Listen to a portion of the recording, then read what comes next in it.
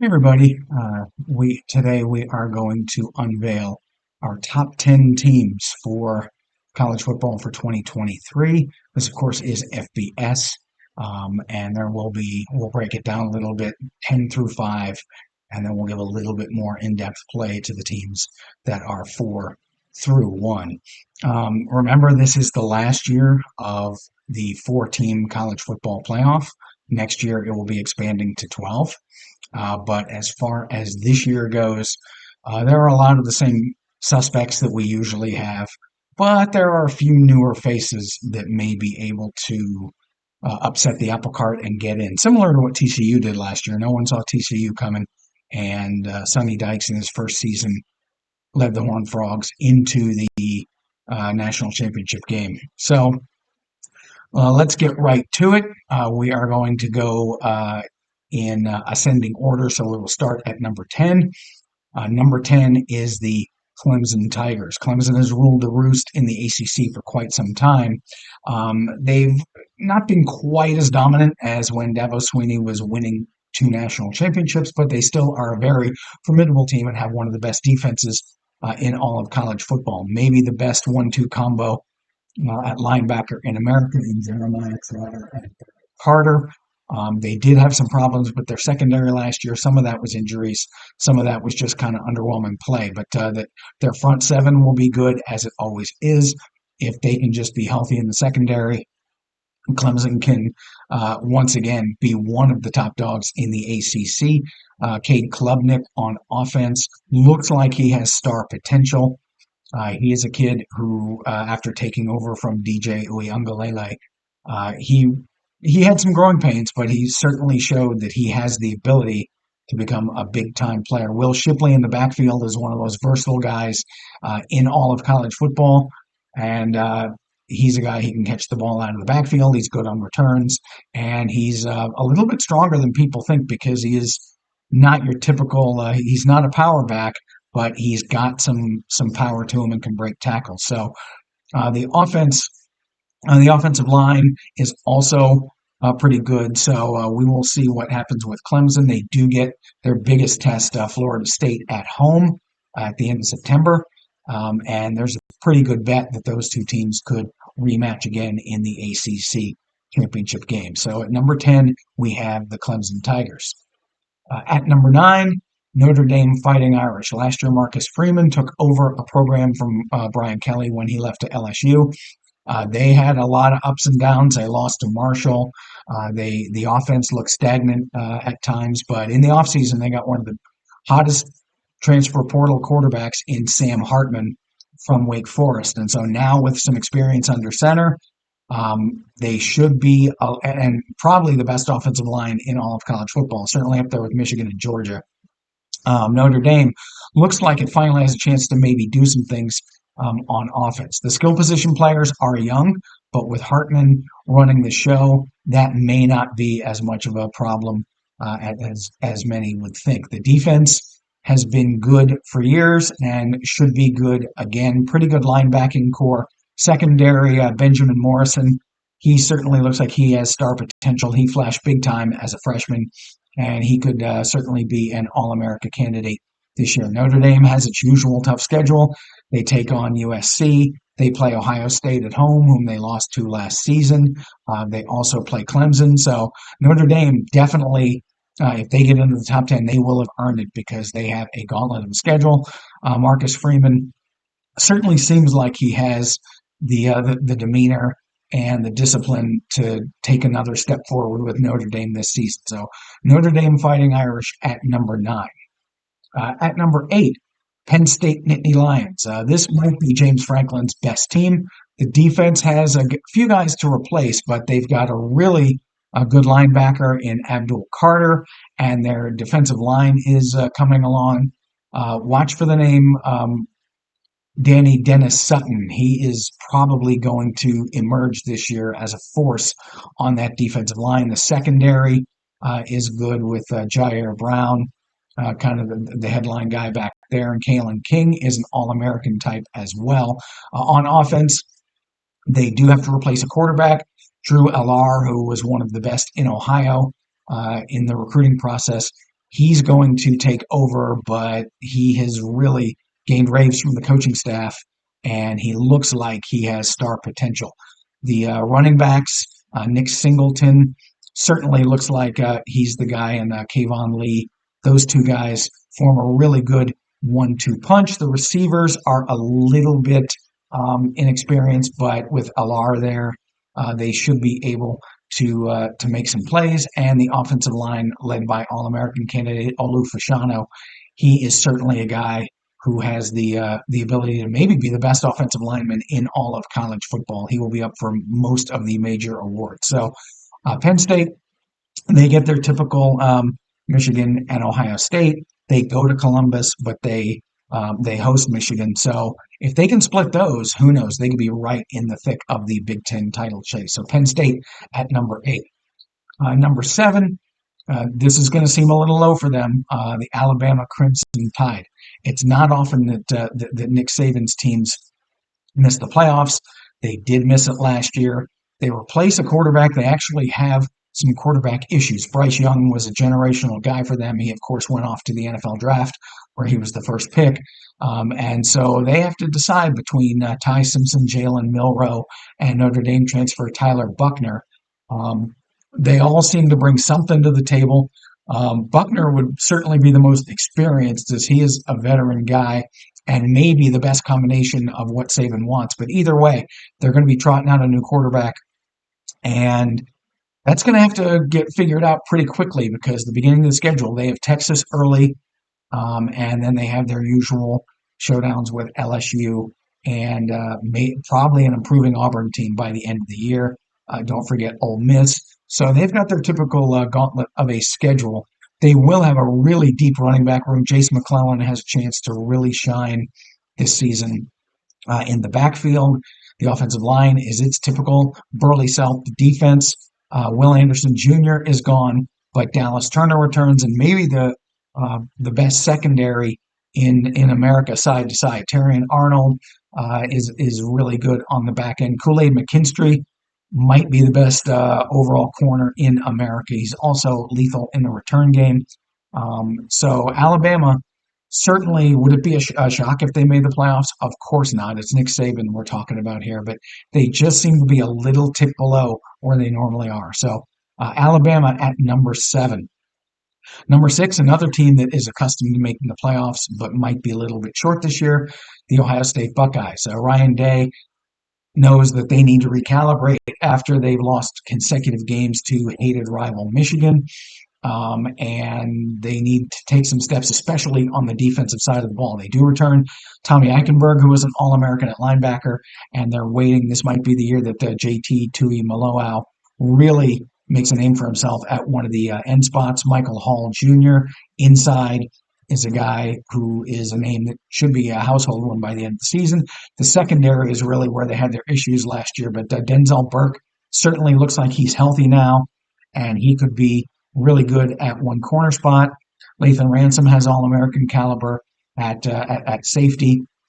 And watch for C.J. Hicks. He came in as the number 1 linebacker recruit last year. Didn't play a whole lot, but he will definitely be in the mix this year. Jim Knowles did improve the defense, maybe not to the level that Ohio State fans were hoping, especially given the outcome of the last 2 games with Michigan and Georgia, both scoring over 40 points, and Ohio State being unable to stop big plays.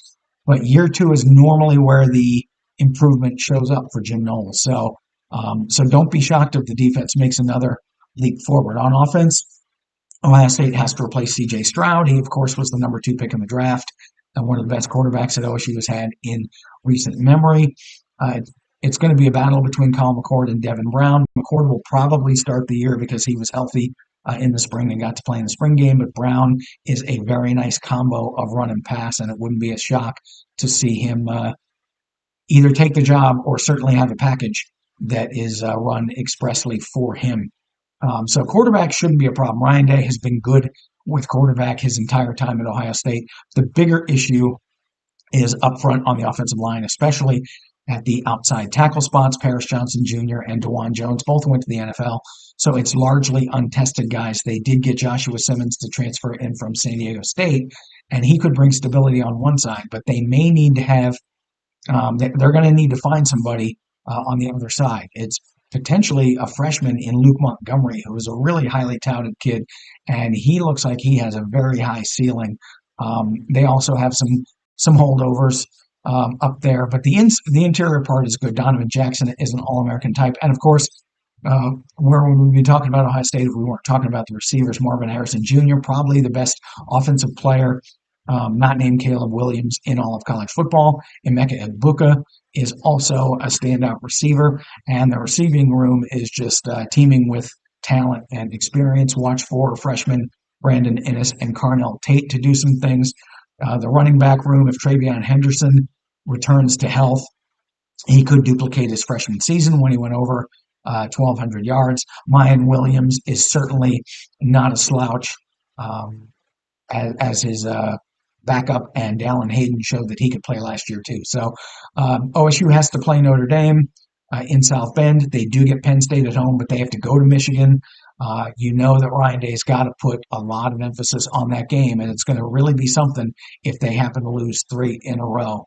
But we see Ohio State being number 6 coming into 2023. As far as number 5, the USC Trojans, yeah, they do have questions on defense. Alex Grinch is still coordinating, and so far, when he has coordinated a team, it really has not been all that good. But they made some acquisitions in the transfer portal. They got Mason Cobb of Oklahoma State at linebacker. They should have a pretty good pass rush. And if the secondary can hold up, that's the big question. They got a lot of guys back there, but not a ton of them, other than Kalen Bullock at one of the safety spots. He could be an All-American, but the rest of the guys need to really step up and lock some things down if USC wants to get to where it is hoping to get to. On offense, it really starts and ends with Caleb Williams. Lincoln Riley was able to bring him with him from Oklahoma, and the kid shows all kinds of ability. I mean, to throw out in structure, out of structure, odd arm angles. He just never seems to give up, always seems to place the ball in the right place, and even on the chances he makes mistakes, he does not let that linger. He just moves on to the next play. They've got a pretty good receiving core, and the running game should be good enough to have it where teams cannot just focus on stopping Williams and the passing game. USC, of course, this is their last year in the Pac-12. They and UCLA will be moving to the Big Ten next year. But as far as this year, they have to play Notre Dame as they always do. They have a couple of tricky games with Oregon and Oregon State, so those will be interesting contests. But USC looks like the class of the Pac-12. Whether or not they make enough defensive strides, that could be what keeps them out of the playoffs. Moving on now to the playoff contenders, the teams that we see making the college football playoff. At number 4, we have the Florida State Seminoles. Yeah, Clemson has been the class of the ACC the last few years, but Florida State returns the bulk of a team that was 7th nationally in offense and 14th nationally in defense in terms of yards per play. And they've got playmakers on both sides of the ball. Jordan Travis at quarterback is a Heisman candidate. They've got really good receivers in Johnny Wilson and Keon Coleman, a pretty experienced offensive line. And on defense, they've got Jared Verse, who could have gone on to the NFL, where he probably would have been a top 20 pick, but he decided to come back for another season.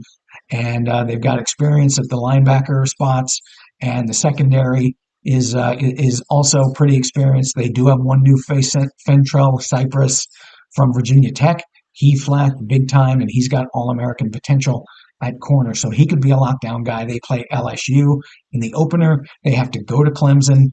But even if they split those games, if they can get Clemson back in the ACC championship game and win that, they can punch their ticket to the college football playoff. So we like Florida State at number 4. Number 3, the LSU Tigers. I don't think anyone really expected Brian Kelly to have LSU as a contender last season, but they did face Georgia in the SEC championship game, and they returned a lot of key pieces, including Jaden Daniels at quarterback. They have Harold Perkins, who was outstanding as a freshman linebacker last season. They also are getting some guys back on defense who were not healthy last season. And they've on offense, the offensive line is very good. Watch for Will Campbell at one of the tackle spots. He could really emerge as a big time force. And they've got Malik Neighbors as one of the best receivers in college football. So they, of course, have to face Alabama, and they will play their typical game with Florida, and they open with Florida State. But it wouldn't be a complete shock if they were unbeaten heading into the SEC championship game. If they can get by Alabama, then they certainly could have a shot to get there, and that would be something where they could find themselves in the college football playoff at number 3. Number 2, we see the Michigan Wolverines again as the winner of the Big Ten. They just kind of keep churning it out. Jim Harbaugh, it's not a flashy offense. J.J. McCarthy made some strides last year as a first-year starter. He should be even better this year. Their wide receiver core is nothing great. It's just an efficient group. Cornelius Johnson, the tight ends are really good with Colton Loveland. The offensive line, though, and the running game is what they hang their hat on. The offensive line has some really good players in Zach Zinter and Trevor Keegan. They also got transferred Drake Nugent from Stanford to play center. He's going to be one of the best in the country. And then, of course, you've got the 1-2 running back tandem of Blake Corum and Donovan Edwards, two guys who might be certainly among the 8 or 10 best running backs in all of college football. Corum was in the Heisman discussion last year until he got hurt late in the season, sort of dropped back. You know that he wants to come back and cap it off. Michigan made the playoff last year, did not win, and that seems to be the one part of unfinished business that Michigan has. It has a really easy non-conference schedule. Jim Harbaugh is going to be suspended for the first 4 games for not being truthful with the NCAA, but those first 4 games are nothing challenging. It could actually bring a bonding aspect to the team where the players maybe have to police themselves a little bit and really find a way to gel and a little more leadership from that group. And then when Harbaugh comes back, they can hit the ground running. They do have to go to Penn State, but they get Ohio State at home. And you know that if they're on the brink of the Big Ten title again, they're going to just try to line it up and run it right down the Buckeyes' throat. It's worked 2 years in a row. So we see Michigan at number 2. That leaves number 1 for your 2-time defending national champion, Georgia Bulldogs. Georgia, like Michigan, has a very easy schedule. They do have some key pieces to replace. Stetson Bennett is finally gone after about 100 years playing quarterback at Georgia, but they do have, as usual, a deep running back room. And they once again, they were really going to hang their hats on defense. They've got playmakers at every level. Michael Williams up front, Smail Munden and Jamon Dumas-Johnson at linebacker, and Malachi Starks in the secondary. Just every level seems to have guys who will be playing on Sundays in the near future. So Georgia, again, if they can navigate the game with Tennessee, that seems to be their toughest game on their schedule, then there's no reason they, again, should not be undefeated going into the SEC championship game. So, again, our college football playoff: 4 Florida State, 3 LSU, 2 Michigan, and 1 Georgia. What are your thoughts? Who are the 4 teams that you have playing in the college football playoff? And maybe who are a couple of dark horses that you could see maybe sneaking into the top 10 that people are not talking about? Let me know what you think in the comments. And be sure to like and subscribe for more videos.